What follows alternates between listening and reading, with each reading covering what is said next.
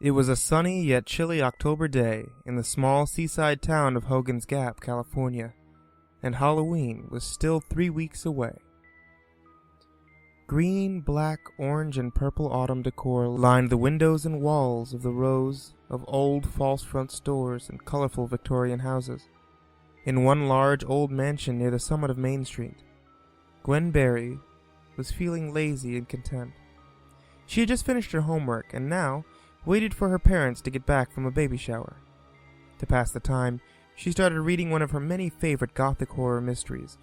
So absorbed was she in the literary masterpiece that she did not hear the patio door open, nor the pitter-patter of small footsteps approaching. Gwen, do cows climb trees? The tall, skinny girl of 13 looked up reluctantly. She had a slightly upturned nose and blonde hair, cute pixie-style short, which looked almost white in the afternoon sun shining through the living room windows. The pint-sized questionnaire regarded Gwen with a pair of wide hazel eyes. She had a freckled, turned-up button of a nose and light brown curly hair, badly in need of a trim. She was dressed in faded denim overalls and a striped sweater. Mystified, Gwen looked at her little sister Paulie. Huh? Do cows climb trees? The 6-year-old stubbornly repeated with annoying loudness. Gwen studied the fidgeting munchkin for a moment. Okay, first off, no, they can't. Not unless the tree in question is really tilted and they're just standing on the trunk, and that's just walking, not climbing. If the tree is smaller than the cows, then they're just trampling it. Also, why are you asking me this question? Did you really see a cow climbing a tree? Yes. Gwen raised her eyebrows a tad. And where did you see this particular cow? Her little sister wasn't one for telling tall tales, even though she believed in fairies, magical worlds, the Easter Bunny, and Santa Claus. She wasn't the only one that believed in this ridiculous stuff. A lot of people around here believed that it was not just the kids. Gwen, on the other hand, considered herself a sensible realist, and saw it as her sworn duty to provide Paulie with explanations based on science and reason instead of magic and folklore. Probably just saw a stray goat, Gwen briskly thought. Not at all surprising, since 5 houses down from them, the people raised spotted boar goats for milk and show. Occasionally, the goats would get out of their fenced enclosure and wreak havoc on the surrounding gardens and landscapes. Being the naive little kindergartner that she was, Pauline probably thought a spotted goat was a miniature cow. Either that, or she needed to get her eyes examined. In a dream. She swept her small arms wide. They were big, big horns and big feet, and they were colored like chocolate chip cookies. Gwen looked nonchalantly up at the ceiling and shrugged. And these cow cookies chased you off a tree? Polly rapidly shook her head, causing her wispy locks to fly around. Not cookies. They were cows. She frowned. They kept licking me, so I climbed a tree. But they climbed up and they kept licking my feet, and Melvina and Jared didn't help me out one bit. Melvina and Jared were Polly's imaginary pixie friends, and sounded just as annoying. Gwen frowned and wrinkled her nose thoughtfully. I think you need some new friends. She turned back to her book and flipped a page. Ones that would keep you from becoming a human salt lick. Polly nodded glumly. Lately, Melvina and Jared were becoming quite useless.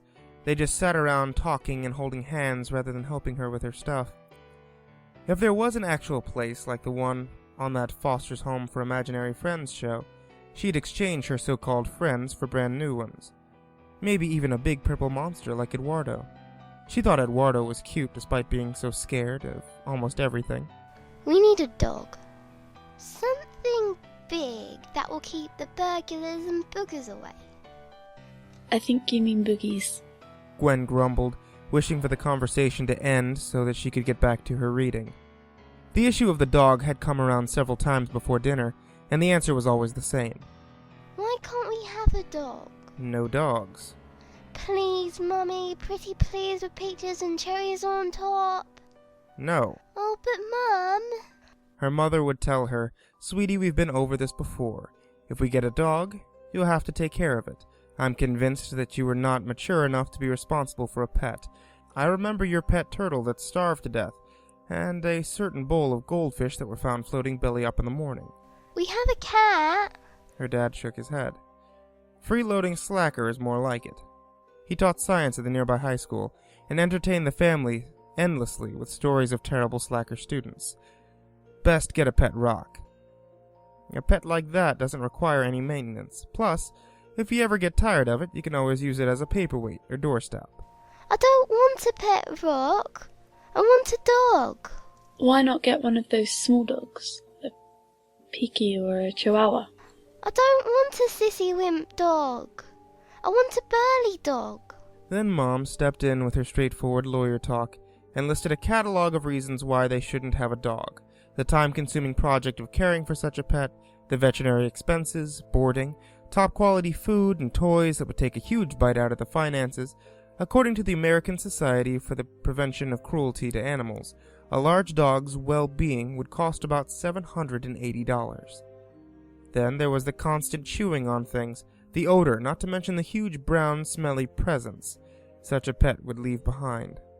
Hogan's Gap happened to have a very strict law against dog piles littering the pristine landscape, by the way. Pelly played her ace, the anguished rebuttals, and the orphan puppy look, with eyes welling and sniffles starting. Eventually Mom would sigh, having run out of anti-puppy excuses, and decide to play her final card. How about some strawberry ice cream? At the very mention of her favorite dessert, Paulie's eyes would light up, and the puppy campaign would be momentarily forgotten, until the week later. Gwen? A pair of perfect brown eyes pleaded with her. About the dog. With a shrug, her sister said, Well, that's up to Mum and Dad if they ever do come home. I wonder why they would go to these things in the first place. It's not even our relatives. Must be some kind of new age hippie thing, she thought. But Mum and Dad always say no. Gwen was about to say, well, tough, that's how life is, when she suddenly heard a commotion from outside. Shoes slapping and loud screams. Looking out the window facing the street, she spotted 5 kids running by the sidewalk. 4 she recognized from her first period French class. Irene Dawson, Jeffrey Marr and his much skinnier twin sister Ethel, Thomas Lutz. The 5th kid she didn't know too well, just her name was Midori Sayako, and she recently moved here from L.A. Frowning, Gwen wondered what their hurry was. They all looked like frightened deer, being chased by something large, scary, and fierce. She wondered if that something was Brett Fowler, the meanest and most sadistic kid in all of Laurie Brandt Middle School. Gwen? A small hand tugged at her cashmere sleeve. Gwendolyn? Reluctantly, Gwen turned back from the window. Yes, Paulie? She hated it when people used her full name, especially her little sister. Are we ever gonna get a dog? Her sister snorted. Yeah, like when hell freezes over, she thought, but instead she said in the sweetest tone that she could muster, without gagging. Maybe if you wish really hard enough, then maybe, just maybe, the great pumpkin fairy will rise out of her pumpkin patch, fly through the air on her magical pumpkin canoe, and grant your wish. Really? Gwen nodded and grinned before continuing. Yes, but first, you have to be really, really quiet and not bother Big Sis while she's reading. Okay. Paulie promised before scurrying out into the backyard. Gwen heaving a big sigh of relief. Thanks science she didn't remember that Charlie Brown special. Little twerp reminds me of Linus, in his unwavering belief in those fairy tale type role models, she thought. She was just barely halfway through the first paragraph when Paulie came thundering in.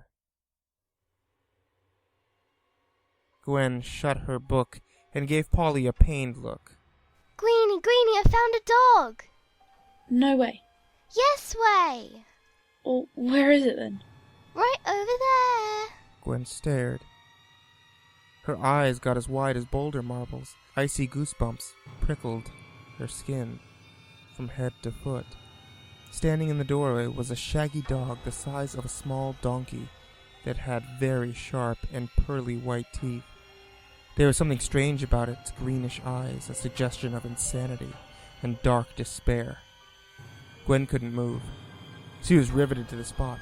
Frantic messages in her brain told her to turn away, to grab Paulie and run, but her feet wouldn't respond. Instead, her gaze was riveted on the beast as it padded slowly into the room.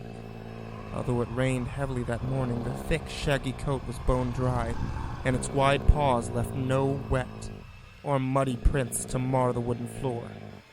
With excruciating slowness, it padded over to Gwen and stared up at her with pupilless, glowing eyes.